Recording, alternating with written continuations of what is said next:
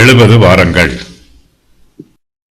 இப்படி நான் சொல்லி ஜெபம் பண்ணி என் பாவத்தையும் என் ஜனமாகிய இஸ்ரவேலின் பாவத்தையும் அறிக்கையிட்டு என் தேவனுடைய பரிசுத்த பர்வதத்துக்காக என் விண்ணப்பத்தை என் தேவனாகிய கர்த்தருக்கு முன்பாக செலுத்திக் கொண்டிருந்தேன். அப்படி நான் ஜெபம் பண்ணிக் கொண்டிருக்கும் போதே முதல் தரிசனத்திலே நான் கண்ட புருஷனாகிய காபிரியேல் வேகமாய் பறந்து வந்து அந்திப்பலியின் நேரமாகிய வேளையிலே என்னை தொட்டான்.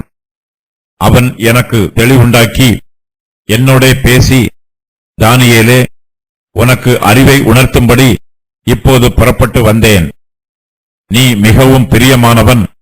ஆதலால் நீ வேண்டிக் கொள்ளத் தொடங்கின போதே கட்டளை வெளிப்பட்டது. நான் அதை அறிவிக்க வந்தேன். இப்போதும் சொல்லுகிற வார்த்தையை நீ கவனித்து கேட்டு தரிசனத்தை அறிந்துகொள். மீறுதலை தவிர்க்கிறதற்கும் பாவங்களை தொலைக்கிறதற்கும் அக்கிரமத்தை நிவர்த்தி பண்ணுகிறதற்கும் நித்திய நீதியை வருவிக்கிறதற்கும் தரிசனத்தையும் தீர்க்க தரிசனத்தையும் முத்திரிக்கிறதற்கும் மகா பரிசுத்தமுள்ளவரை அபிஷேகம் பண்ணுகிறதற்கும் உன் ஜனத்தின் மேலும் உன் பரிசுத்த நகரத்தின் மேலும் 70 வாரங்கள் செல்லும்படி குறிக்கப்பட்டிருக்கிறது. இப்போதும் நீ அறிந்து உணர்ந்து கொள்ள வேண்டியது என்னவென்றால், எருசலேமை திரும்ப எடுப்பித்து கட்டுகிறதற்கான கட்டளை வெளிப்படுவது முதல் பிரபுவாகிய மேசியா வருமட்டும் 7 வாரமும் 62 வாரமும் செல்லும். அவைகளில் வீதிகளும் அலங்கங்களும் மறுபடியும் கட்டப்படும். ஆனாலும் இடுக்கமான காலங்களில் இப்படியாகும். இந்த 62 வாரங்களுக்கு பின்பு மேசியா சங்கரிக்கப்படுவார். ஆனாலும் தமக்காக அல்ல, நகரத்தையும் பரிசுத்த ஸ்தலத்தையும் வரப்போகிற பிரபுவின் ஜனங்கள் அழித்து போடுவார்கள். அதன் முடிவு ஜலப்பிரவாகம் போல இருக்கும். முடிவு பரியந்தம் யுத்தமும் நாசமும் உண்டாக நியமிக்கப்பட்டது. அவர் ஒரு வாரமளவும் அநேகருக்கு உடன்படிக்கையை உறுதிப்படுத்தி அந்த வாரம் பாதி சென்றபோது பலியையும் காணிக்கையையும் ஒழிய பண்ணுவார். அருவருப்பான செட்டைகளோட பாழாக்குகிறவன் வந்து இறங்குவான். நிர்ணயிக்கப்பட்டிருக்கிற நிர்மூலம் பாழாக்குகிறவன் மேல் தீர் மட்டும் சொரியும் என்றான். தானியேலின் ஜெபத்திற்கு கர்த்தருடைய சமூகத்திலிருந்து உடனடியாக பிரதியுத்தரம் கிடைக்கிறது. கர்த்தர் இயேசு கிறிஸ்துவை பற்றியும் சுவிசேஷத்தின் கிருபையை பற்றியும் தானியேலுக்கு தீர்க்க தரிசனமாய் சொல்லுகிறார். புதிய ஏற்பாடு முழுவதிலும் இந்த சத்தியம் வெளிப்படுத்தப்பட்டிருக்கிறது. தானியேல் ஜெபம் பண்ணி கொண்டிருக்கிறார். தன்னுடைய பாவத்தையும் தன்னுடைய ஜனமாகிய இஸ்ரவேலின் பாவத்தையும் அறிக்கையிட்டுக் கொண்டிருக்கிறார். தன்னுடைய விண்ணப்பத்தை கர்த்தருடைய பரிசுத்த பர்வதத்திற்கு முன்பாக செலுத்திக் கொண்டிருக்கிறார். அப்படி அவர் ஜெபம் பண்ணி கொண்டிருக்கும் போதே கர்த்தரிடத்திலிருந்து அவருக்கு பிரதியுத்தரம் உண்டாயிற்று. தானியேல் இன்னும் முழங்காலிலேயே நிற்கிறார். அவர் கர்த்தரிடத்தில் விண்ணப்பம் பண்ண வேண்டிய காரியங்கள் இன்னும் ஏராளமாயிருக்கிறது. தானியேல் இன்னும் அறிக்கை செய்ய வேண்டிய பாவங்களும் இருக்கிறது. அவருடைய ஜெபம் இன்னும் முடியவில்லை. ஆனாலும் கர்த்தருடைய சமூகத்திலிருந்து அவருக்கு இப்போது பிரதியுத்தரம் வந்திருக்கிறது. கர்த்தர் ஏசாயா மூலமாக சொன்ன தீர்க்க தரிசனம் இங்கு நிறைவேறுகிறது. அப்பொழுது அவர்கள் கூப்பிடுகிறதற்கு முன்னே நான் மறு உத்தரவு கொடுப்பேன். அவர்கள் பேசும்போதே நான் கேட்பேன். ஏசாயா 65:24. தானியேல் கர்த்தருடைய சமூகத்தில் பயபக்தியோடும் கருத்தோடும் ஜெபம் பண்ணுகிறார். என் தேவனே, உம்முடைய செவியை சாய்த்து கேட்டருளும். உம்முடைய கண்களை திறந்து எங்கள் பாழிடங்களையும் உமது நாமம் தரிக்கப்பட்டிருக்கிற நகரத்தையும் பார்த்தருளும். நாங்கள் எங்கள் நீதிகளை அல்ல, உம்முடைய மிகுந்த இரக்கங்களையே நம்பி எங்கள் விண்ணப்பங்களை உமக்கு முன்பாக செலுத்துகிறோம். ஆண்டவரே கேளும், ஆண்டவரே மன்னியும், ஆண்டவரே கவனியும். என் தேவனே, உம்முடைய நிமித்தமாக அதை தாமதியாமல் செய்யும். உம்முடைய நகரத்துக்கும் உம்முடைய ஜனத்துக்கும் உம்முடைய நாமம் தரிக்கப்பட்டிருக்கிறதே என்று சொல்லி ஜெபிக்கிறார். தானியேல் அப்படி ஜெபம் பண்ணி கொண்டிருக்கும் போதே முதல் தரிசனத்திலே அவர் கண்ட புருஷனாகிய காபிரியேல் வேகமாய் பறந்து வந்து அந்திப்பலியின் நேரமாகிய வேளையிலே அவரை தொடுகிறார். தானியேல் ஜெபம் பண்ணி கொண்டிருக்கும் போதே தேவதூதன் வேகமாய் பறந்து வந்து அவருக்கு பதில் சொல்ல வருகிறார். கர்த்தர் நம்முடைய ஜெபத்திற்கு எப்போதுமே தேவதூதன் மூலமாகவே பதில் கொடுப்பார் என்று எதிர்பார்க்க கூடாது. நாம் கர்த்தரிடத்தில் ஜெபம் பண்ண வேண்டும். கர்த்தர் தம்முடைய வாக்குத்தத்தங்கள் மூலமாக நமக்கு பதில் கொடுப்பார். கர்த்தருடைய வாக்குத்தத்தம் நிச்சயமாய் நிறைவேறும் என்று விசுவாசித்து அதை நம்முடைய ஜெபத்திற்கு கர்த்தருடைய பிரதியுத்தரமாக ஏற்றுக்கொள்ள வேண்டும். வாக்குத்தத்தம் பண்ணினவர் உண்மையுள்ளவர், அதை நிறைவேற்றுவதற்கு அவர் வல்லமை உள்ளவர். தானியேலும் இஸ்ரவேல் வம்சத்தாரும் அந்நிய தேசத்து சிறையிருப்பில் இருக்கிறார்கள். இந்த சிறையிருப்பில் இருந்து தங்களுக்கு விடுதலை வேண்டும் என்று தானியேல் கர்த்தரிடத்தில் ஜெபம் பண்ணுகிறார். கர்த்தரோ இந்த விடுதலையை விட மேன்மையான, மகிமையான, உன்னதமான மீட்பை பற்றி அவருக்கு விரிவாக எடுத்துச் சொல்லுகிறார். இனிமேல் வரப்போகிற நாட்களில் கர்த்தர் தம்முடைய சபையை ரட்சிப்பார். தம்மை நம்புகிற ஜனத்திற்கு ஆத்தும ரட்சிப்பை கட்டளையிடுவார். காபிரியேல் வேகமாய் பறந்து வந்து அந்திப்பலியின் நேரமாகிய வேளையிலே தானியேலை தொடுகிறார். எருசலேமும் எருசலேமில் உள்ள தேவாலயமும் இப்போது அழிந்து கிடக்கிறது. தேவாலயத்தின் பலிபீடங்கள் எல்லாம் இடிந்து கிடக்கிறது. இப்போது தேவாலயத்தில் பலி எதுவும் செலுத்தப்படவில்லை. யூதர்கள் அந்நிய தேசத்து சிறையிருப்பில் இருக்கிறார்கள். அவர்களில் பக்தியுள்ளவர்கள் எருசலேமில் உள்ள தேவாலயத்தையும் அங்கே பலி செலுத்தப்படும் வேளையையும் இன்னும் மறந்துவிடவில்லை. கர்த்தருடைய பலிபீடத்தில் மறுபடியும் பலிகள் செலுத்தப்படும் என்று அவர்கள் விசுவாசத்தோடு காத்து கொண்டிருக்கிறார்கள். காபிரியேல் அந்திப்பலியின் நேரமாகிய வேளையிலே தானியேலை தொடுகிறார். அந்திப்பலி என்பது தேவாலயத்தில் மாலை வேளையில் செலுத்தப்படும் பலியாகும். சிறையிருப்பில் இருக்கிற யூதர்கள் தங்களுடைய கைகளை எருசலேமுக்கு நேராக உயர்த்தி தங்களுடைய இருதயங்களை பரலோகத்தின் தேவனுக்கு நேராக உயர்த்தி கர்த்தரை துதிக்கிறார்கள். தேவாலயத்தில் அந்திப்பலி செலுத்தப்படும் மாலை வேளையிலே சிறையிருப்பில் இருக்கிற யூதர்கள் கர்த்தருக்கு தங்களுடைய துதிகளையும் ஸ்தோத்திரங்களையும் அந்திப்பலியாக செலுத்துகிறார்கள். என் விண்ணப்பம் உமக்கு முன்பாக தூபமாகவும் என் கையெடுப்பு அந்திப்பலியாகவும் இருக்க கடவது. சங்கீதம் 141:2. அந்திப்பலி மிகவும் முக்கியமான பலி. இயேசு கிறிஸ்து மாலை வேளையிலே இந்த உலகத்தின் பாவங்களை நீக்குவதற்காக தம்மையே பலியாக ஒப்புக் கொடுத்தார். தேவாலயத்தில் செலுத்தப்படும் அந்திப்பலியானது மாலை வேளையிலே தம்மையே பலியாக ஒப்புக் கொடுத்த இயேசு கிறிஸ்துவின் சிலுவை மரணத்திற்கு அடையாளமாய் இருக்கிறது. தானியேல் கர்த்தருடைய சமூகத்தில் ஜெபம் பண்ணும்போது, தேவனே உம்முடைய நிமித்தம் அதை தாமதியாமல் செய்யும் என்று அந்திப்பலியின் நேரமாகிய வேளையிலே கர்த்தரிடத்தில் ஜெபம் பண்ணுகிறார். இயேசு கிறிஸ்துவனுடைய கிருபாதார பலியின் நிமித்தமாய் தானியேலின் ஜெபத்திற்கு கர்த்தர் உடனே பதில் கொடுக்கிறார். தானியேல் ஜெபம் பண்ணும்போது உம்முடைய நிமித்தமாக என்று கர்த்தரிடத்திலே சொல்லுகிறார். கர்த்தர் தம்முடைய நிமித்தமாக தானியேலின் ஜெபத்திற்கு உடனே பதில் கொடுக்கிறார். தானியேல் இப்போது சொப்பனம் காணவில்லை, அவர் தரிசனமும் காணவில்லை. அவர் கர்த்தருடைய சமூகத்திற்கு முன்பாக ஜெபம் பண்ணி கொண்டிருக்கிறார். அவர் ஜெபம் பண்ணி கொண்டிருக்கும் போதே காபிரியேல் வேகமாய் பறந்து வந்து தானியேலை தொடுகிறார். பரலோகத்தில் இருந்து சத்தம் எதுவும் பிறக்கவில்லை. தானியேலுக்கு தரிசனம் எதுவும் உண்டாகவில்லை. கர்த்தர் தம்முடைய தூதனாகிய காபிரியேலை தானியேல் ஜெபம் பண்ணி கொண்டிருக்கும் இடத்திற்கு பிரத்யட்சமாய் அனுப்புகிறார். தேவ தூதனாகிய காபிரியேல் மனுஷ ரூபத்தோடு தானியேலுக்கு முன்பாக வந்து அவரை தொடுகிறார். தானியேல் காபிரியேலை ஏற்கனவே ஒரு புருஷனாக தரிசித்திருக்கிறார். அந்த புருஷனுக்கு பரிசுத்த வேதாகமத்தில் காபிரியேல் என்னும் பெயர் கொடுக்கப்பட்டிருக்கிறது. அவர் தேவதூதனாக இருந்தாலும் ஒரு புருஷனுடைய ரூபத்திலும் இருக்கிறார்.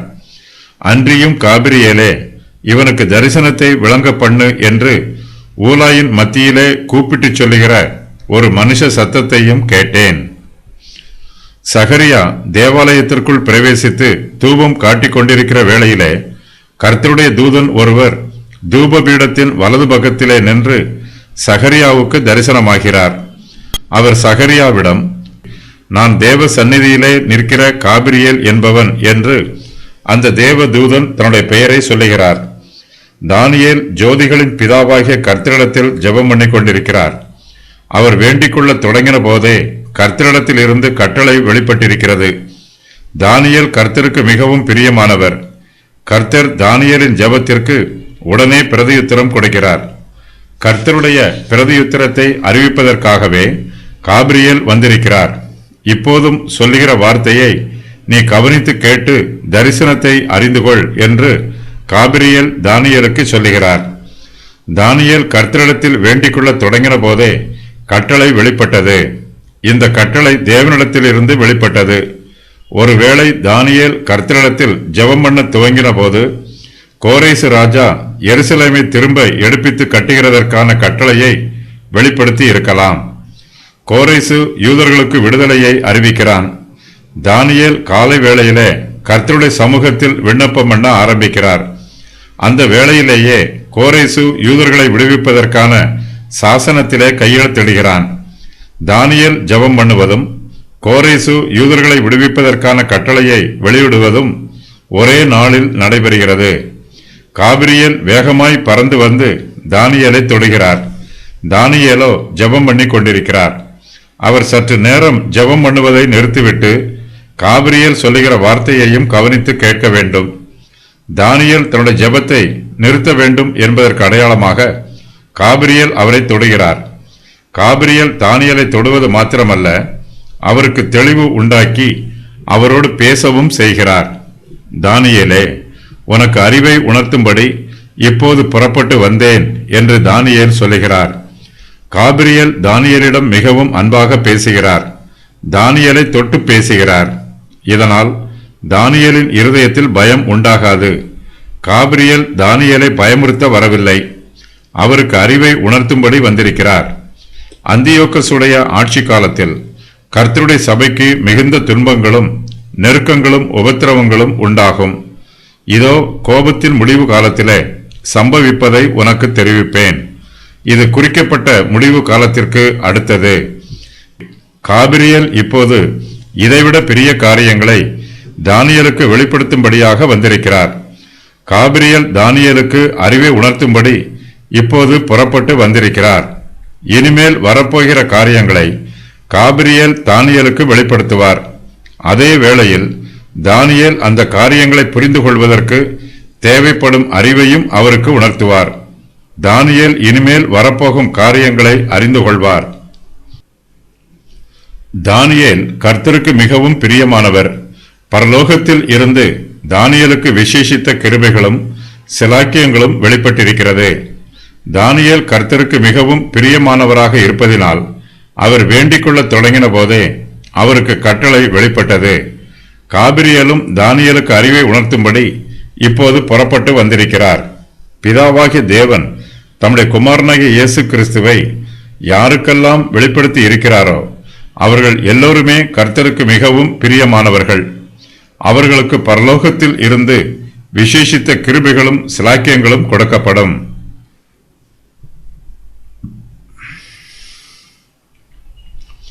காபிரியேல் தானியேலுக்கு இனிமேல் நடைபெறப் போகிற சம்பவங்களை அறிவிக்கிறார்.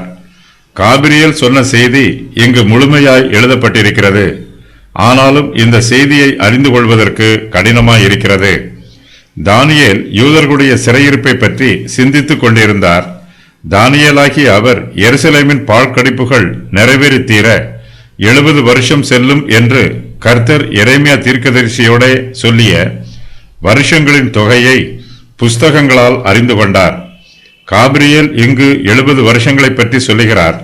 மீறுதலை தவிர்க்கிறதற்கும் பாவங்களை தொலைக்கிறதற்கும் அக்கிரமத்தை நிவர்த்தி பண்ணுகிறதற்கும் நித்திய நீதியை வருவிக்கிறதற்கும் தரிசனத்தையும் தீர்க்க தரிசனத்தையும் முத்திரிக்கிறதற்கும் மகா பரிசுத்தமுள்ளவரை அபிஷேகம் பண்ணுகிறதற்கும் உன் ஜனத்தின் மேலும் உன் பரிசுத்த நகரத்தின் மேலும் 70 வாரங்கள் செல்லும்படி குறிக்கப்பட்டிருக்கிறது என்று காபிரியேல் தானியேலுக்கு சொல்லுகிறார்.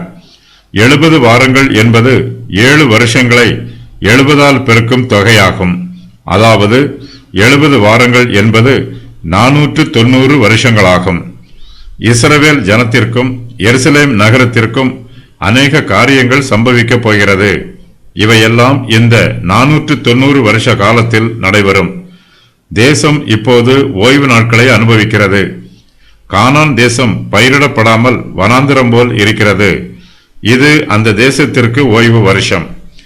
நீங்கள் உங்கள் சத்துருக்களின் தேசத்தில் இருக்கும்போது தேசமானது பாழாய் கிடக்கிற நாளெல்லாம் தன் ஓய்வு நாட்களை ரம்மியமாய் அனுபவிக்கும். அப்பொழுது தேசம் ஓய்வடைந்து தன் ஓய்வு நாட்களை ரம்மியமாய் அனுபவிக்கும். லேவியராகமம் 26:34. கர்த்தருடைய ஜனங்கள் இப்போது தங்களுக்கு ஓய்வு வருஷத்தை 70 வருஷங்களுக்கு அனுபவிப்பார்கள். 70 ஓய்வு வருஷங்கள் அவர்களுக்கு கிடைக்கும். இந்த வருஷங்களில் அவர்களுக்கு 10 யூபிலி வருஷங்கள் உண்டாயிருக்கும். 70 வாரங்கள் என்னும் வாக்கியத்திற்கு வேத பண்டிதர்கள் வெவ்வேறு விளக்கங்களை சொல்லுகிறார்கள். இந்த 70 வாரங்கள் எப்போது ஆரம்பமாகும் என்றும் அது எப்போது முடிவு பெறும் என்றும் உறுதியாகவும் தெளிவாகவும் தெரியவில்லை. எருசலேமை திரும்ப எடுப்பித்து கட்டுகிறதற்கான கட்டளை வெளிப்படுவது முதல் பிரபுவாகிய மேசியா வருமட்டும் 7 வாரமும் 62 வாரமும் செல்லும் என்று காபிரியேல் தானியேலுக்கு சொல்லுகிறார். அவைகளில் வீதிகளும் அலங்கங்களும் மறுபடியும் கட்டப்படும். ஆனாலும் இடுக்கமான காலங்களில் இப்படி ஆகும் என்று காபிரியேல் சொல்லுகிறார். காபிரியேல் இங்கு சொல்லும் வாக்கியத்தை கோரேசு ராஜா சொன்ன அரசாணையோடு ஒப்பிட்டு பார்த்து வேத பண்டிதர்களில் சிலர் வியாக்கியானம் சொல்லுகிறார்கள். எரேமியாவின் வாயினாலே கர்த்தர் சொன்ன வார்த்தை நிறைவேறும்படி பெர்சியாவின் ராஜாவாகிய கோரேசுடைய 1ஆம் வருஷத்திலே கர்த்தர் பெர்சியாவின் ராஜாவாகிய கோரேசின் ஆவியை ஏவினதினாலே அவன், பரலோகத்தின் தேவனாகிய கர்த்தர் பூமியின் ராஜ்யங்களை எனக்கு தந்தருளி யூதாவில் உள்ள எருசலேமிலே தமக்கு ஆலயத்தை கட்டும்படி எனக்கு கட்டளையிட்டிருக்கிறார். எஸ்ரா 1:1-2. 70 வருஷங்கள் முடிந்தவுடன் 70 வாரங்கள் ஆரம்பமாகும் என்று வேத பண்டிதர்கள் விளக்கம் சொல்லுகிறார்கள். இது பெர்சிய ராஜ்யத்தின் ஆரம்பத்தை குறிக்கிறது.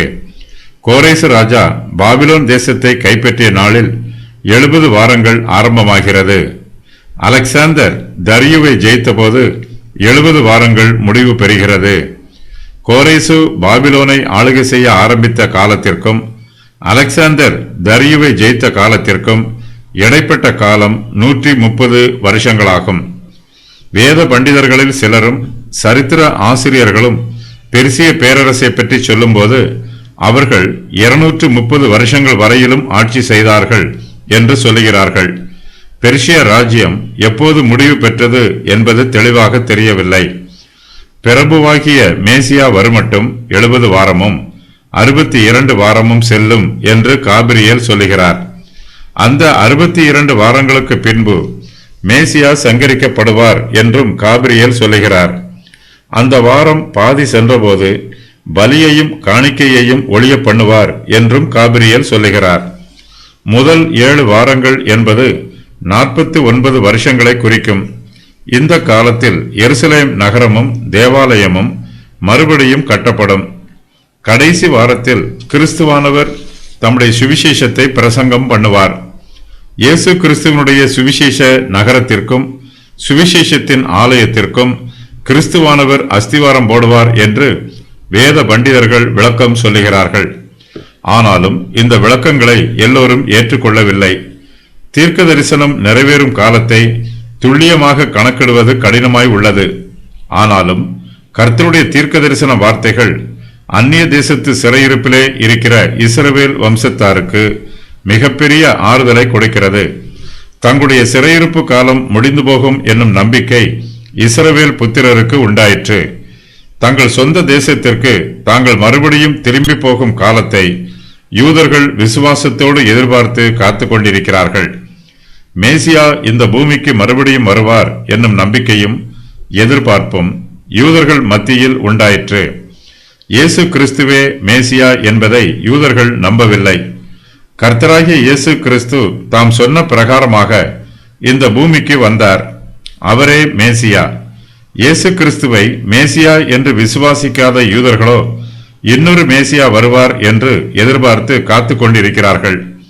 காபிரியேல் தானியேலுக்கு சொல்லுகிற தீர்க்க தரிசனமான வார்த்தைகள் தெளிவாகவும் புரிந்து கொள்வதற்கு எளிமையாகவும் இருக்கிறது. எருசலேமை திரும்ப எடுப்பித்து கட்டுகிறதற்கான கட்டளை வெளிப்படும் என்று காபிரியேல் சொல்லுகிறார். அந்நிய தேசத்து சிறையிருப்பில் இருக்கிற யூதர்கள் தங்கள் சொந்த தேசத்திற்கு சீக்கிரமாய் திரும்பி வருவார்கள். அவர்கள் கானான் தேசத்திலே மறுபடியுமாய் குடியேறுவார்கள். காபிரியேல் சொல்லுகிற இந்த செய்தி பக்தியுள்ள யூதர்களுக்கு ஆறுதலாய் இருக்கிறது. எருசலேமை திரும்ப எடுப்பித்து கட்டும்போது அதில் உள்ள தேவாலயமும் திரும்ப எடுப்பித்து கட்டப்படும். கர்த்தர் தம்முடைய வேலையை செய்வார். எருசலேமிலே வீதிகளும் அலங்கங்களும் மறுபடியுமாய் கட்டப்படும். யூதர்கள் இப்போது இடுக்கமான காலங்களில் இருக்கிறார்கள். கர்த்தருடைய ஜனத்திற்கு இது இடுக்கமான காலமாய் இருந்தாலும் கர்த்தர் தாம் செய்ய வேண்டிய வேலைகளை நேர்த்தியாய் செய்து முடிப்பார். கர்த்தரே எருசலேமை திரும்ப எடுப்பித்து கட்டுவார். எருசலேம் நகரத்தில் வீதிகளையும் அலங்கங்களையும் மறுபடியும் கட்டுவார். நகரத்தை அழகுபடுத்துவார். பிரபுவாகிய மேசியா வருவார் என்று காபிரியேல் தானியேலுக்கு சொல்லுகிறார். யூதர்களிலே மாம்ச பிரகாரமாக சிந்திக்கிறவர்களும் இருக்கிறார்கள், ஆவிக்குரிய பிரகாரமாக சிந்திக்கிறவர்களும் இருக்கிறார்கள். யூதர்கள் ரோம பேரரசின் ஆளுகைக்கு உட்படுத்தப்படுவார்கள். ரோம பேரரசார் யூதர்கள் மீது பாரமான நுகத்தை சுமத்துவார்கள். யூதர்களை அடிமைப்படுத்துவார்கள். இந்த வேதனையில் இருந்து தங்களை விடுவிக்க தங்களுக்கு ஒரு இரட்சகர் அல்லது மேசியா எழும்புவார் என்று யூதர்கள் மாம்ச பிரகாரமாக சிந்திக்கிறார்கள்.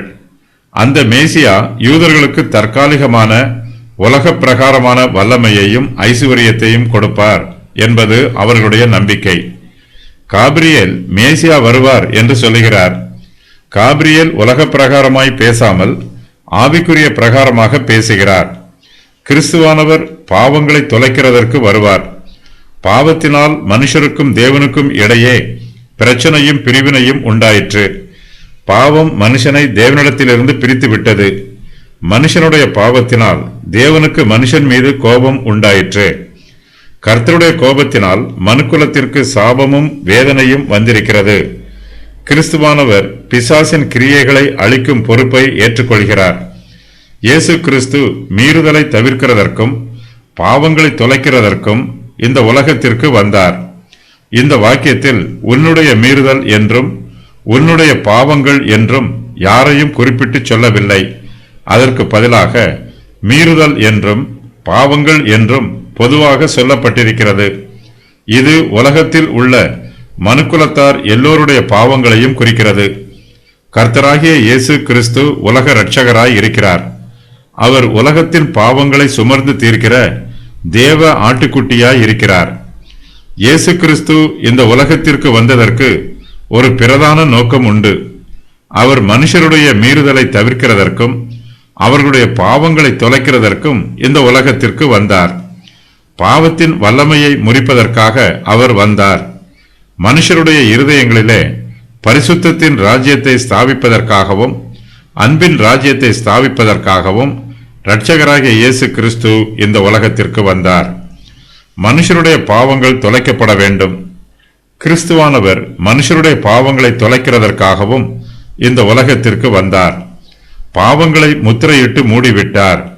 அந்த பாவங்களால் முத்திரையை உடைத்து வெளியேறி நமக்கு விரோதமாக கிரியை நடப்பிக்க முடியாது. நம்முடைய அக்கிரமங்கள் நிவர்த்தி பண்ணப்பட வேண்டும். நாம் கர்த்தரோடு ஒப்புரவாக வேண்டும். நம்முடைய அக்கிரமம் நிவர்த்தி பண்ணப்படுவதற்கு கர்த்தருடைய சமூகத்திலே பாவ நிவாரண பலி செலுத்தப்பட வேண்டும். கிறிஸ்துவானவரே நமக்கு சமாதானத்தை உண்டு பண்ணுகிறவராகவும் அவரே நம்முடைய சமாதானமாகவும் இருக்கிறார். கிறிஸ்துவானவர் நம்முடைய பாவங்களையும் அக்கிரமங்களையும் நிவர்த்தி பண்ணுவதற்காக தம்மையே பாவ நிவாரண பலியாக செலுத்தினார். தேவன் தம்முடைய நீதியினால் எல்லா பாவிகளையும் அழித்து இந்த உலகத்திலே பாவங்களை தொலைத்திருக்க முடியும். கிறிஸ்துவானவரோ கர்த்தருக்கு வேறொரு உபாயத்தை சொல்லி நமக்காக பரிந்து பேசுகிறார். பாவியை ரட்சித்து பாவங்களை தொலைப்பது இயேசு கிறிஸ்துவின் திட்டம். பாவியாக இருக்கிறவனை நீதிமானாக மாற்றி அவனை தண்டனைக்கு தப்புவிக்க பண்ணுவது கிறிஸ்துவானவருடைய நோக்கம். நம்முடைய பாவங்களை நிவர்த்தி பண்ணுவதற்காகவும் நமக்கு நீதியை உண்டு பண்ணுவதற்காகவும் கிறிஸ்துவானவர் கல்வாரி சிலுவையிலே தம்மையே நம்முடைய பாவ நிவாரண பலியாக செலுத்தினார். இயேசு கிறிஸ்துவின் சிலுவை மரணத்தினால் நமக்கு நீதி உண்டாயிற்று. இயேசு கிறிஸ்துவின் நீதியை நாம் விசுவாசத்தோடு பெற்றுக்கொள்கிறோம். விசுவாசத்தினால் நாம் நீதிமான்கள் ஆக்கப்படுகிறோம். வேத வாக்கியம் என்ன சொல்லுகிறது? ஆபிரகாம் தேவனை விசுவாசித்தான், அது அவனுக்கு நீதியாக எண்ணப்பட்டது என்று சொல்லுகிறது. கிரியை செய்கிறவனுக்கு வருகிற கூலி கிருபை என்று எண்ணப்படாமல் கடன் என்று எண்ணப்படும். ஒருவன் கிரியை செய்யாமல் பாவியை நீதிமானாக்குகிறவரிடத்தில் விசுவாசம் வைக்கிறவனாய் இருந்தால் அவனுடைய விசுவாசமே அவனுக்கு நீதியாக எண்ணப்படும். ரோமர் 4:3-5 வரை.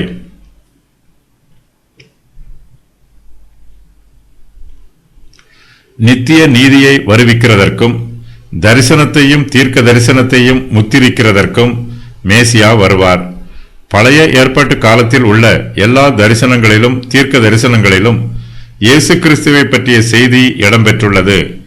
கிறிஸ்துவானவர் தரிசனத்தையும் தீர்க்க தரிசனத்தையும் முத்திரிக்கிறார், அவற்றை நிறைவேற்றுகிறார்.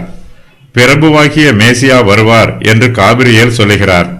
மேசியா என்னும் பெயர் கிறிஸ்துவை குறிக்கும். கிறிஸ்து என்னும் பெயருக்கு அபிஷேகம் பண்ணப்பட்டவர் என்று பொருள். கிறிஸ்துவானவர் தமக்காகவும் தம்முடையவர்கள் அனைவருக்காகவும் அபிஷேகம் பண்ணப்பட்டிருக்கிறார். அவன் முதலாவது தன் சகோதரனாகிய சீமோனை கண்டு மேசியாவை கண்டோம் என்று சொன்னான். மேசியா என்பதற்கு கிறிஸ்து என்று அர்த்தமாம். யோவான் 1:41. அப்போஸ்தலர் பவுல் இயேசு கிறிஸ்துவின் மரணத்தை பிரசங்கம் பண்ணுகிறார். ஆனாலும் தேவ அனுக்கிரகம் பெற்று நான் இந்நாள் வரைக்கும் சிறியோருக்கும் பெரியோருக்கும் சாட்சி கூறி வருகிறேன். தீர்க்கதரிசிகளும் மோசேயும் முன்னமே சொல்லியிருந்தபடியே கிறிஸ்து பாடுபட வேண்டியது என்றும் மரித்தோர் உயிர்த்தெழுதலில் அவர் முதல்வராகி சுய ஜனங்களுக்கும் அந்நிய ஜனங்களுக்கும் ஒளியை வெளிப்படுத்துகிறவர் என்றும் சொல்லுகிறேனே அன்றி வேறொன்றையும் நான் சொல்லுகிறதில்லை என்றான். அப்போஸ்தலர் 26:22-23. கிறிஸ்து பாடுபட வேண்டும் என்பது பழைய ஏற்பாட்டில் தீர்க்கதரிசிகள் மூலமாய் சொல்லப்பட்டிருக்கிற சத்தியம். நம்முடைய கர்த்தராகிய இயேசு கிறிஸ்து சிலுவையிலே மரித்தார். அவரிடத்தில் ஒரு பாவமும் இல்லை. அவர் நம்முடைய பாவங்களுக்காக நம்முடைய பாவங்களை நிவர்த்தி பண்ணுவதற்காக பாவ நிவாரண பலியாக மரித்தார். அந்த 62 வாரங்களுக்கு பின்பு மேசியா சங்கரிக்கப்படுவார். ஆனாலும் தமக்காக அல்ல என்று காபிரியேல் சொல்லுகிறார். கிறிஸ்துவானவர் சிலுவையிலே சங்கரிக்கப்பட்டு நம்முடைய பாவங்களுக்கு நிவாரணம் செய்தார். அவர் சிலுவையில் மரித்தார். அவர் நமக்கு ஜீவனை கிரயத்திற்கு பெற்று தந்தார். கர்த்தராகிய இயேசு கிறிஸ்து தம்முடைய திரு இரத்தத்தையே நம்மை மீட்கும் கிரயமாக செலுத்தினார். இயேசு கிறிஸ்து கல்வாரி சிலுவையிலே நம் எல்லோருக்காகவும் ஒரே தரம் தம்மையே பாவ நிவாரண பலியாக செலுத்தினார். நம்மை மீட்பதற்கு வேறு பலி எதுவும் தேவையில்லை. இதன் நிமித்தமாய் மேசியா பலியையும் காணிக்கையையும் ஒழிய பண்ணுகிறார். இயேசு கிறிஸ்து சிலுவையிலே பலியாக மரித்ததினால் லேவிய முறைமையின் பிரகாரம் நியமிக்கப்பட்ட எல்லா பலி முறைமைகளும் ஒளிந்து போயிற்று. எருசலேமுக்கு முடிவிலே அழிவு வரும். யூதர்களும் அவர்களுடைய யூத தேசமும் அழிந்து போகும். இந்த சம்பவம் மேசியா சங்கரிக்கப்பட்ட பின்பு நடைபெறும். நகரத்தையும் பரிசுத்த ஸ்தலத்தையும் வரப்போகிற பிரபுவின் ஜனங்கள் அழித்து போடுவார்கள். அதன் முடிவு ஜலப்பிரவாகம் போல் இருக்கும். முடிவு பரியந்தம் யுத்தமும் நாசமும் உண்டாக நியமிக்கப்பட்டது என்று காபிரியேல் சொல்லுகிறார். யூதர்கள் கிறிஸ்துவை சிலுவையிலே அறைந்தார்கள். அவருக்கு மரண தண்டனை விதித்தார்கள். கர்த்தர் யூதர்கள் மீது தம்முடைய நீதியான தண்டனையை வரவழைக்கிறார். கிறிஸ்துவானவர் மார்க்க பிரமாணங்களையும் பாரம்பரிய பிரமாணங்களையும் அளிப்பதற்காக சிலுவையிலே மரித்தார். ஆனால் யூதர்கள் மார்க்க பிரமாணங்களை விட்டு வெளியேறி வரவில்லை. அவர்கள் யூதருடைய மார்க்க பிரமாணங்களையும் பாரம்பரிய பிரமாணங்களையும் பின்பற்றினார்கள். அவற்றை விட்டு வெளியேறி வருவதற்கு அவர்களுக்கு மனதில்லை. ஸ்தேவான் யூதருடைய ஆலோசனை சங்கத்திற்கு முன்பாக நிறுத்தப்பட்டான். மோசே நமக்கு கொடுத்த முறைமைகளை இயேசு கிறிஸ்து மாற்றுவார் என்று சொன்னதின் நிமித்தமாக யூதருடைய ஆலோசனை சங்கத்தார் ஸ்தேவான் மீது கல்லெறிந்து அவனை கொன்று போட்டார்கள். எப்படி என்றால், நசரேயனாகிய அந்த இயேசு இந்த ஸ்தலத்தை அழித்து போட்டு மோசே நமக்கு கொடுத்த முறைமைகளை மாற்றுவான் என்று இவன் சொல்ல கேட்டோம் என்றார்கள். அப்போஸ்தலர் 6:14. எருசலேம் நகரத்தையும் பரிசுத்த ஸ்தலத்தையும் வரப்போகிற பிரபுவின் ஜனங்கள் அழித்து போடுவார்கள் என்று காபிரியேல் சொல்லுகிறார். பிரபுவின் ஜனங்கள் என்பது ரோம பேரரசின் சேனையை குறிக்கும். ரோம பேரரசு இனிமேல் ஸ்தாபிக்கப்பட போகிறது. அவர்கள் யூதா தேசத்தை அழிப்பார்கள். அதிலும் விசேஷமாய் எருசலேம் நகரத்தையும் கர்த்தருடைய பரிசுத்த ஸ்தலத்தையும் மொத்தமாய் அழித்து போடுவார்கள். அதை பாழும் வனாந்திரமும் ஆக்குவார்கள். ரோம பேரரசின் சேனை எருசலேமுக்கு விரோதமாக யுத்தம் பண்ண வந்தபோது தீத்து என்பவன் ரோம போர் வீரர்களுக்கு தளபதியாய் இருந்தான். அவன் தேவாலயத்தை இடித்து போடாமல் அதை பாதுகாக்க வேண்டும் என்று முயற்சி பண்ணினான். ஆனால் அவனுடைய முயற்சி நிறைவேறவில்லை. ரோம பேரரசின் போர் வீரர்கள் எல்லோருமே யூதர்கள் மீது கோபமாய் இருந்தார்கள். யூதர்களுடைய தேவாலயத்தை இடித்து போட்டு அதை அக்கினியால் சுட்டெரிக்க வேண்டும் என்று தீர்மானம் பண்ணினார்கள். எருசலேமையும் பரிசுத்த ஸ்தலத்தையும் அழித்து போட்டார்கள். தேவாலயத்திலே பலியும் காணிக்கையும் ஒளிந்து போயிற்று. அருவருப்பான செட்டைகளோட பாழாக்குகிறவன் வந்து இறங்குவான். நிர்ணயிக்கப்பட்டிருக்கிற நிர்மூலம் பாழாக்குகிறவன் மேல் தீர் மட்டும் சொரியும் என்று காபிரியேல் சொல்லுகிறார். இந்த வாக்கியம் ரோம பேரரசின் சேனையை குறிக்கும். இயேசு கிறிஸ்துவும் 2 சம்பவங்களில் இதை பற்றி சொல்லி இருக்கிறார். மேலும் பாழாக்குகிற அருவருப்பை குறித்து தானியேல் தீர்க்கதரிசி சொல்லி இருக்கிறானே, வாசிக்கிறவன் சிந்திக்க கடவன். நீங்கள் அதை பரிசுத்த ஸ்தலத்திலே நிற்க காணும்போது யூதேயாவில் இருக்கிறவர்கள் மலைகளுக்கு ஓடிப்போக கடவர்கள். மத்தேயு 24:15-16. எருசலேம் சேனைகளால் சூழப்பட்டிருப்பதை நீங்கள் காணும்போது அதன் அழிவு சமீபமாயிற்று என்று அறியுங்கள். லூக்கா 21:20. இஸ்ரவேலின் வருங்காலத்தை குறித்தும் கடைசி நாட்களில் நடைபெறப்போகும் சம்பவங்களை குறித்தும் தானியேலுக்கு அறிவை உணர்த்தும்படி காபிரியேல் புறப்பட்டு வந்திருக்கிறார். இம்முறை காபிரியேல் தானியேலின் தரிசனத்திற்கு வியாக்கியானம் கூறவில்லை. அதற்கு பதிலாக தானியேலின் நாளில் இருந்து புறஜாதியார் யூதரை ஒடுக்கும் கடைசி காலம் வரையிலும் நடைபெறப்போகும் காரியங்களை குறித்து காபிரியேல் தீர்க்க தரிசனமாக கூறுகிறார்.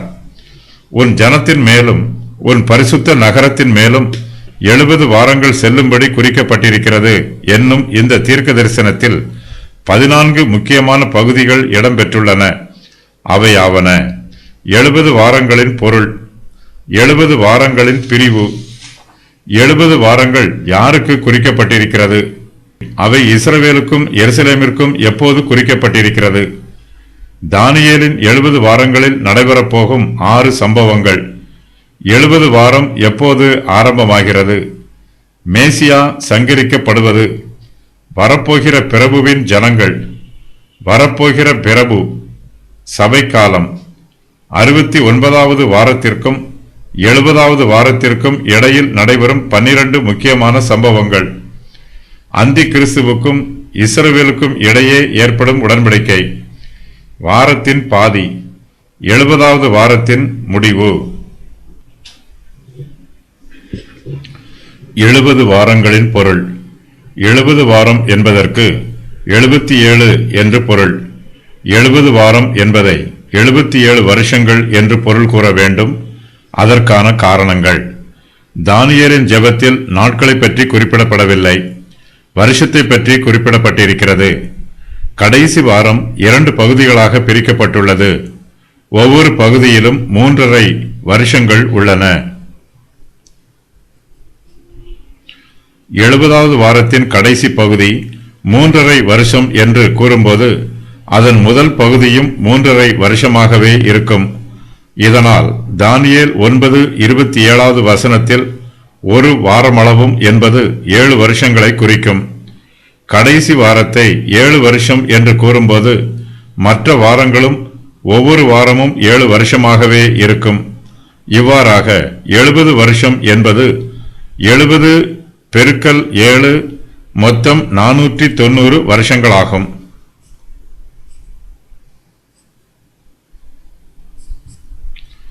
எழுபது வாரங்களின் பிரிவு.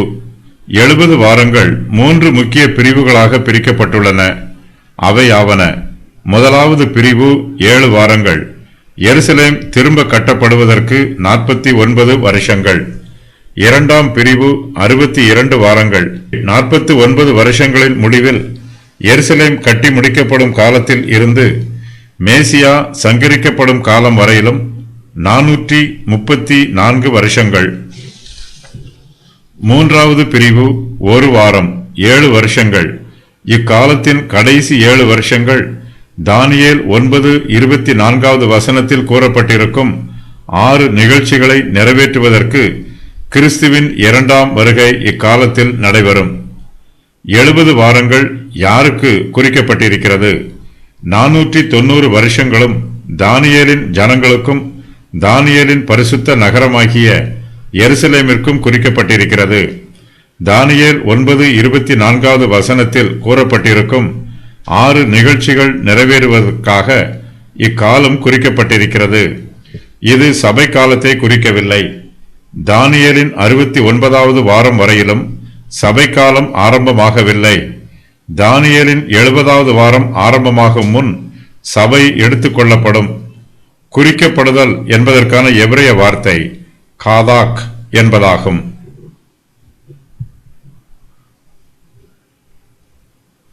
அவை இஸ்ரவேலுக்கும் எருசலேமிற்கும் எப்போது குறிக்கப்பட்டிருக்கிறது? இஸ்ரவேல் ஜனத்தார் தேசங்கள் மத்தியில் சிதறிப்போயிருக்கும் காலத்தில் இவை அவர்களுக்கு குறிக்கப்படவில்லை. எருசலேமில் இஸ்ரவேல் ஒரு தேசமாக இருக்கும்போது அவர்களுக்கு 70 வாரங்கள் குறிக்கப்பட்டிருக்கிறது. கிபி 70 இஸ்ரவேல் ஜனத்தார் சிதறிப்போனார்கள். அவர்களுடைய எருசலேம் நகரமும் தேவாலயமும் அழிக்கப்பட்டது. ஆகையினால் தானியேல் 9:24 கூறப்பட்டிருக்கும் 6 நிகழ்ச்சிகள் அப்போது நிறைவேறவில்லை. 69வது வாரம் கிறிஸ்து சிலுவையில் அறையப்படுவதோடு நிறைவு பெறுகிறது. இன்னும் 70வது வாரத்து சம்பவங்கள் மட்டுமே நிறைவேற வேண்டி உள்ளது. இக்காலத்தில் தானியேல் 9:24 கூறப்பட்டிருக்கும் 6 சம்பவங்களும் நிறைவேறும். இஸ்ரவேல் ஒரு தேசமாக மறுபடியும் ஸ்தாபிக்கப்பட்டு எருசலேமை மறுபடியும் ஆளுகை செய்யும் போது இந்த சம்பவம் வருங்காலத்தில் நிறைவேறும். தானியேலின் 70 வாரங்களில் நடைபெறப் போகும் 6 சம்பவங்கள். மீறுதலை தவிர்க்கிறதற்கு மீறுதல் என்பதற்கான எபிரேய வார்த்தை பேஷா என்பதாகும். இந்த மீறுதல் எருசலேமில் இஸ்ரவேலருடைய பாவத்தை குறிக்கும். இஸ்ரவேலர்கள் தங்களுடைய எல்லா பாவங்களில் இருந்தும் மனந்திருந்தி ரட்சிக்கப்பட்டு தங்களுடைய மேசியாவினிடத்தில் திரும்பி வருவார்கள். மீட்கிறவர் சீயோனில் இருந்து வந்து அவபக்தியை யாக்கோபை விட்டு விலக்குவார். தேசம் ஒரே நாளில் மனம் திரும்பும். பாவங்களை தொலைக்கிறதற்கு இவை இஸ்ரவேலருடைய பாவங்களும் எருசலேமின் பாவங்களும் ஆகும்.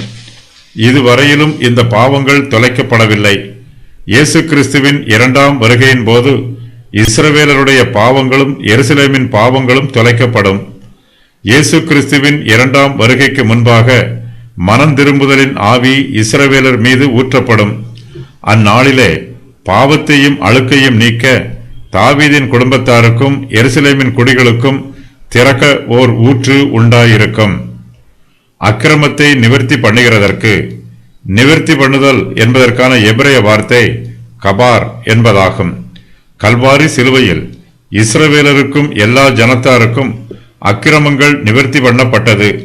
ஆயினும் இஸ்ரவேல் ஒரு தேசமாக இன்னும் ரட்சிக்கப்படவில்லை. அந்த தேசத்தாருடைய பாவங்கள் இன்னும் மன்னிக்கப்படவில்லை. இயேசு கிறிஸ்துவின் 2ஆம் வருகையின் போது இஸ்ரவேல் தேசத்தார் அனைவருடைய பாவங்களும் மன்னிக்கப்படும்.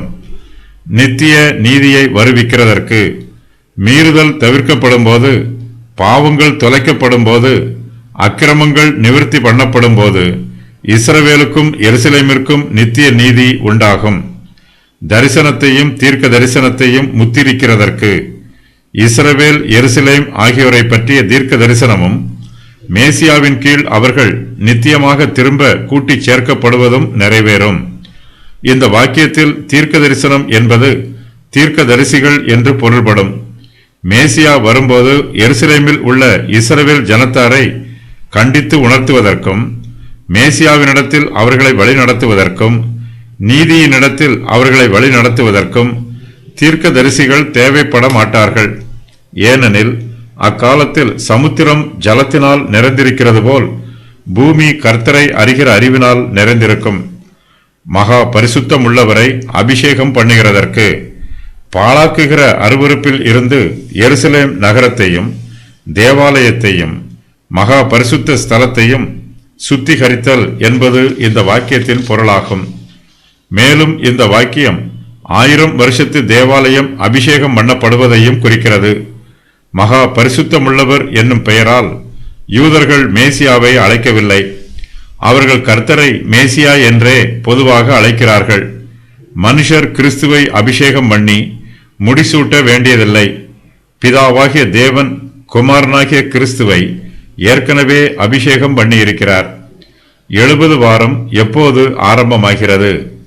எருசலேமை திரும்ப எடுப்பித்து கட்டுகிறதற்கான கட்டளை தானியேல் 9:25 வசனத்தில் கூறப்பட்டிருக்கிறது. எருசலேமை திரும்ப எடுப்பித்து கட்டுவதற்கு 3 கட்டளைகள் கொடுக்கப்பட்டுள்ளன. அவையாவன: முதலாவது கட்டளை பெர்ஷியாவின் ராஜாவாகிய கோரேசின் 1ஆம் வருஷ ஆட்சி காலத்தில் கொடுக்கப்பட்டது. கோரேசு 9 வருஷங்கள் ஆட்சி புரிந்தான். இவனுடைய குமாரனாகிய கம்பைசிஸ் 7 வருஷங்கள் ஆட்சி புரிந்தான். கம்பைசிஸின் ஆட்சி காலத்தில் தேவாலயத்தை திரும்ப கட்டும் வேலை நின்று போயிற்று. முதலாம் தரியு 35 வருஷங்கள் ஆட்சி புரிந்தான். தன்னுடைய 2ஆம் வருஷ ஆட்சி காலத்தில் தரியு 18 வருஷங்களுக்கு முன்பு தேவாலயத்தை கட்டுவது சம்பந்தமான கோரேசின் ஆணையை உறுதி பண்ணினான். இவனுடைய ஆட்சி காலத்தின் 6ஆம் வருஷத்தில் தேவாலயம் திரும்பவும் கட்டப்படும் வேலை நிறைவு பெற்றது.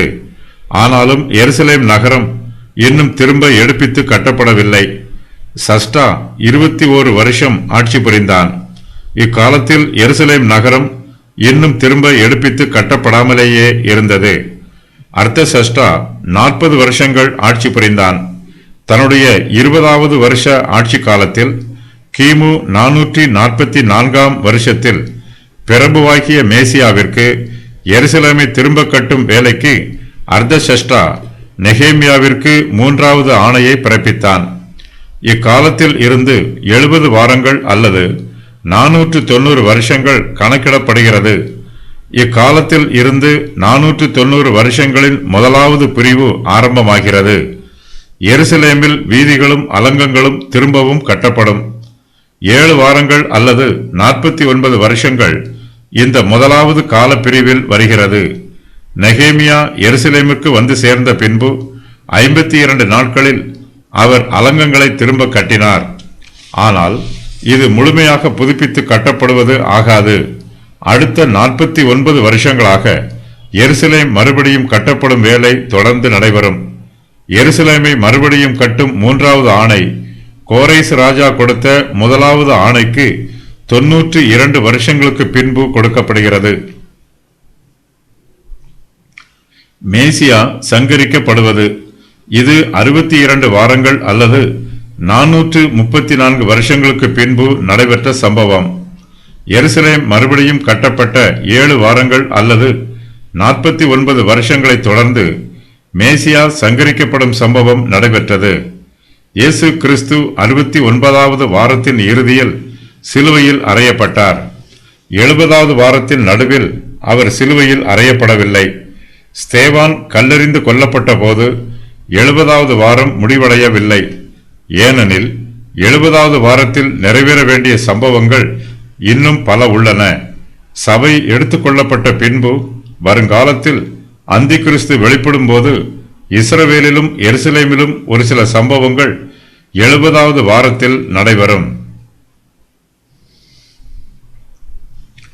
வரப்போகிற பிரபுவின் ஜனங்கள். எருசலேம் நகரம் அழிக்கப்படுவதும் பரிசுத்த ஸ்தலம் அழிக்கப்படுவதும் ரோம பேரரசு மூலமாக நிறைவேறிற்று. இந்த நிகழ்ச்சி கிபி 70ஆம் வருஷத்தில் நடைபெற்றது. வரப்போகிற பிரபு இது வரப்போகிற அந்தி கிறிஸ்துவை குறிக்கும் வார்த்தையாகும். கிபி 70ஆம் வருஷத்தில் எருசலேமையும் தேவாலயத்தையும் அழித்த ஜனங்களிடத்தில் இருந்து அந்தி கிறிஸ்து வருவான் என்று வேத பண்டிதர்கள் கூறுகிறார்கள். பழைய ரோம பேரரசிற்குள் ஸ்தாபிக்கப்பட போகும் 10 ராஜ்யங்களில் இருந்து அந்தி கிறிஸ்து இனிமேல் வருவான். சபை காலம் இது 69வது வாரத்திற்கும் 70வது வாரத்திற்கும் இடைப்பட்ட காலமாகும். இதை தீர்க்கதரிசிகள் காணவில்லை.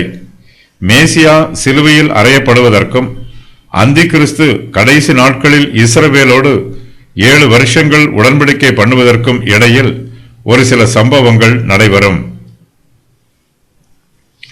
தானியேலின் 69வது வாரத்திற்கும் 70வது வாரத்திற்கும் இடையில் நடைபெறும் 12 முக்கியமான சம்பவங்கள். 69வது வாரத்தின் முடிவில் இயேசு கிறிஸ்து சிலுவையில் அறையப்பட்டார். ரோம பேரரசார் எருசலேமையும் தேவாலயத்தையும் அழித்து போட்டார்கள். இது 69வது வாரத்தின் இறுதியில் கிறிஸ்து சிலுவையில் அறையப்படுவதற்கும் 70வது வாரத்திற்கும் இடையில் நடைபெற்ற சம்பவம். ரோமாபுரியாருக்கும் இஸ்ரவேலுக்கும் இந்த வாரங்களுக்கு நடுவில் யுத்தம் நடைபெற்றது. இந்த வாரங்களுக்கு நடுவில் நடைபெற்ற யுத்தத்தில் இஸ்ரவேல் தோல்வியுற்றது. இதனால் அவர்களுடைய நகரமும் தேவாலயமும் அழிக்கப்பட்டது. இந்த வாரங்களின் நடுவில் இஸ்ரவேல் தேசத்தார் தேசங்கள் நடுவில் சிதறிப்போனார்கள். இஸ்ரவேலுக்கும் ரோமாபுரியாருக்கும் நடைபெற்ற யுத்தத்தின் நடுவில் இஸ்ரவேல் தேசமும் அவர்களுடைய நகரமும் தேவாலயமும் பாழாக்கப்பட்டது. அந்தி கிறிஸ்துவிடமிருந்து இஸ்ரவேலை காப்பதற்காக இயேசு கிறிஸ்து வருவார். அப்போது தேவாலயமும் எருசலேமும் திரும்ப கட்டப்படும், அழிக்கப்பட மாட்டாது. மேலே கூறப்பட்டிருக்கும் சம்பவங்கள் ரோமாபுரியார் மூலமாக நிறைவேறிற்று. அவர்கள் கிபி 31ஆம் வருஷத்தில் கிறிஸ்துவை சிலுவையில் அறைந்தார்கள். கிபி 70ஆம் வருஷத்தில் எருசலேமை அழித்தார்கள். இந்த சம்பவங்கள் 69வது வாரத்திலோ அல்லது 70வது வாரத்திலோ நடைபெறவில்லை. இயேசு கிறிஸ்து சிலுவையில் அறையப்பட்டு 39 வருஷங்களுக்கு பின்பு எருசலேம் அழிக்கப்பட்டது. இத்துடன் 69வது வாரம் முடிவடைகிறது. எருசலேம் அழிக்கப்பட்டு பாழாக்கப்பட்ட பின்பு வரப்போகிற பிரபு வருவான். கிபி 70ஆம் வருஷத்தில் யூதர்கள் தேசங்கள் மத்தியில் சிதறிப்போனார்கள். வரப்போகிற பிரபு யூதரோடு உடன்படிக்கையை உறுதி பண்ண வேண்டும். அது இன்னும் நடைபெறவில்லை. ஆகையினால் இது வருங்காலத்தில் நிறைவேறப்போகும் சம்பவமாகும். இஸ்ரவேலின் தலைநகரமாக எருசலேம் திரும்ப கட்டப்படும். அந்தி கிறிஸ்து வருவதற்கு முன்பாக தேவாலயம் திரும்ப கட்டப்படும். இவை கட்டப்பட்ட பின்பு அந்தி கிறிஸ்து அநேக யூதரோடு 7 வருஷ உடன்படிக்கையை உறுதி பண்ணுவான். எருசலேம் நகரமும் பரிசுத்த ஸ்தலமும் ரோம பேரரசால் அழிக்கப்பட்டது. இவை இரண்டும் தானியேல் 9:27வது வசனத்தில் கூறப்பட்டிருக்கும் உடன்படிக்கையை உறுதி பண்ணுவதற்கு முன்பு திரும்ப கட்டப்பட வேண்டும். ஏனெனில் 7 வருஷங்களின் பாதியில் தேவாலயம் மறுபடியும் பாழாக்கப்படும். ஆகையினால் கிபி 70ஆம் வருஷத்தில் இருந்து இன்று வரையிலும் தேவாலயமும் எருசலேமும் இன்னும் மறுபடியும் கட்டப்படவில்லை. தானியேல் 9:27வது வசனம் வரும் காலத்தில் நிறைவேறும். இயேசு கிறிஸ்துவை சிலுவையில் அறையும்போது யூதர்கள் அவரை மேசியா என்று நம்பவில்லை. இதற்காக அவர்கள் தேசங்கள் மத்தியில் சிதறடிக்கப்பட்டார்கள். கடைசி காலத்திற்கு முன்பாக சிதறடிக்கப்பட்ட யூதர்கள் மறுபடியும் தங்கள் சொந்த தேசத்திற்கு கூட்டிச் சேர்க்கப்படுவார்கள்.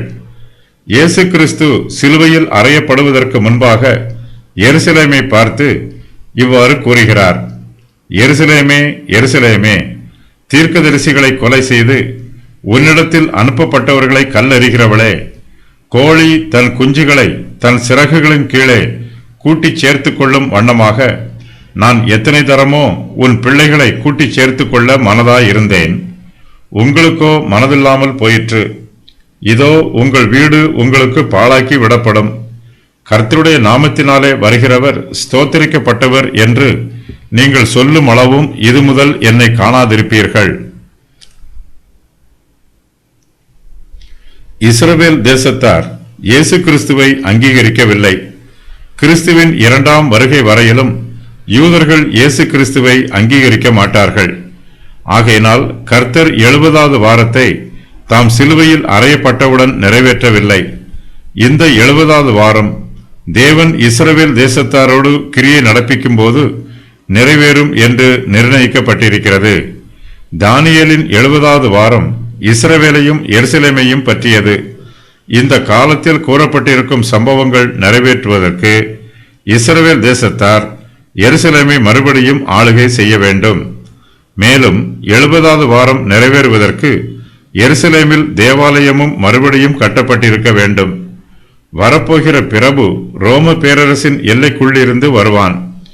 இவன் அநேக யூதரோடு 1 வாரம் அளவும் அல்லது 7 வருஷங்கள் அளவும் உடன்படிக்கையை உறுதி பண்ணுவான். பழைய ரோம பேரரசில் வருங்காலத்தில் 10 ராஜ்யங்கள் ஸ்தாபிக்கப்படும். அதன் பின்பே வரப்போகிற பிரபு வருவான். சபை எடுத்துக்கொள்ளப்பட்ட பின்பு இந்த சம்பவம் நடைபெறும். இவ்விரண்டு சம்பவங்களுக்கு பின்பே தானியேலின் 70வது வாரத்தில் கூறப்பட்டுள்ள சம்பவங்கள் நடைபெறும். 70வது வாரம் என்பது இக்காலத்தின் கடைசி 7 வருஷங்களாகும்.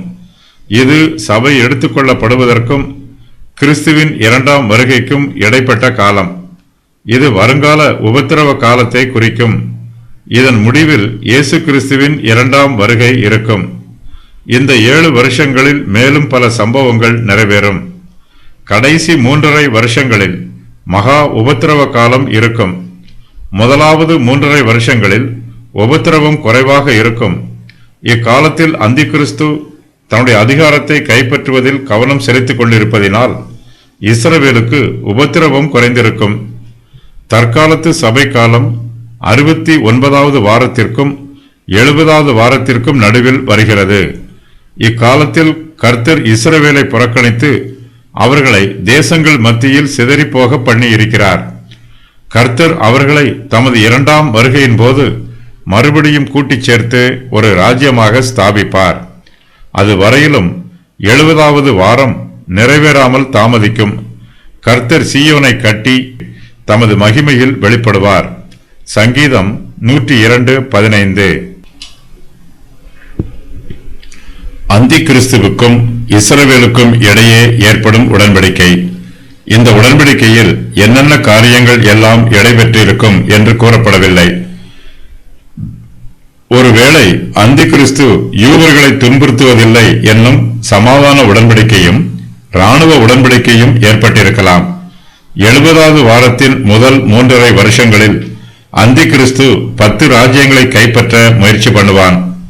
இதற்காக அவன் தேசங்களோடு இராணுவ உடன்படிக்கை செய்து கொள்வான். இந்த முயற்சியில் அவன் இஸ்ரவேலோடும் உடன்படிக்கை செய்து கொண்டிருக்கலாம். இஸ்ரவேல் ஒரு தேசமாக ஸ்தாபிக்கப்பட்டு மறுபடியும் கட்டப்படும் போது அவர்களுக்கு பாதுகாப்பு உடன்படிக்கை இதில் கூறப்பட்டிருக்கலாம். தற்காலிகமாக சமாதானமும் இந்த உடன்படிக்கையில் உறுதி பண்ணப்பட்டிருக்கலாம். இந்த உடன்படிக்கையின் காலம் 7 வருஷங்களாகும். வாரத்தின் பாதி.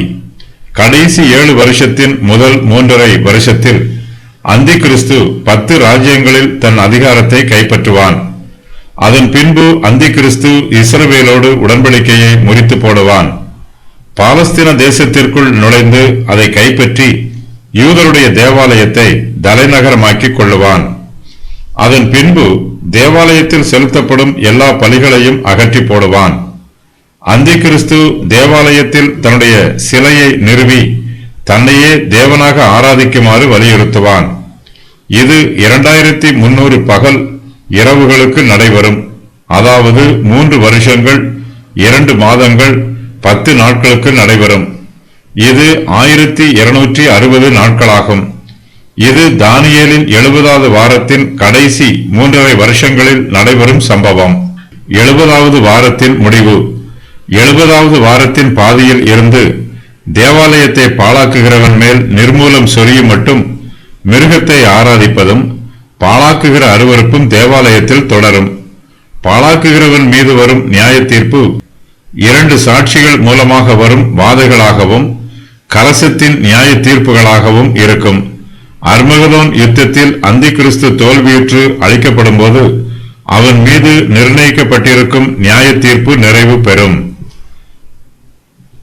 இக்காலத்தை முடிவு பெறச் செய்யும் சம்பவங்கள்: 7ஆம் கலசம், பாபிலோனின் அழிவு, இயேசு கிறிஸ்துவின் 2ஆம் வருகை, அர்மகதோன் யுத்தம், தேசங்களின் மீது நியாய தீர்ப்பு, கோதுமையில் இருந்து களைகள் பிரிக்கப்படுவது, இஸ்ரவேல் புத்திரர் மறுபடியும் கூட்டிச் சேர்க்கப்படுவது, இஸ்ரவேல் மனம் திருந்துதல், எருசலேமின் விடுதலை.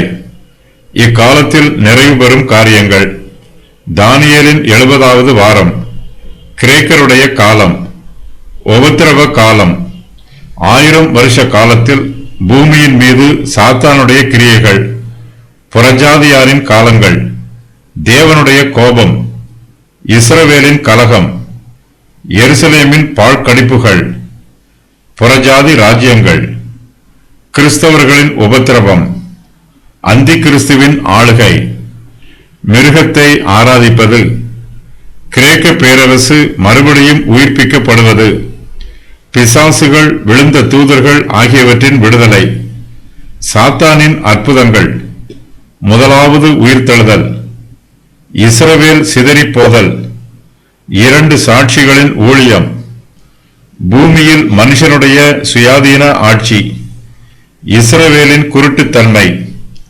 பூமியின் மேல் சாத்தானுடைய ஆளுகை, 70 வாரங்கள் அல்லது 490 வருஷங்கள், காலமும் காலங்களும் அரைக்காலமும், 42 மாதங்கள், 1260 நாட்கள்.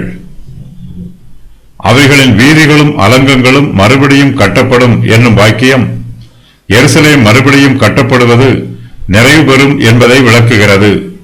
எருசலேமில் வாசஸ்தலங்களும் அவற்றிற்கு செல்லும் பெரும் பாதைகளும் கட்டி முடிக்கப்பட்டிருக்கும். பாழாக்குகிறவன் என்பவன் தேவாலயத்தை பாழாக்குகிறவன். 70வது வாரத்தின் முடிவு வரையிலும் நிர்மூலம் சொரியும். அந்தி கிறிஸ்துவுக்கு அழிவு நியமிக்கப்பட்டிருக்கிறது.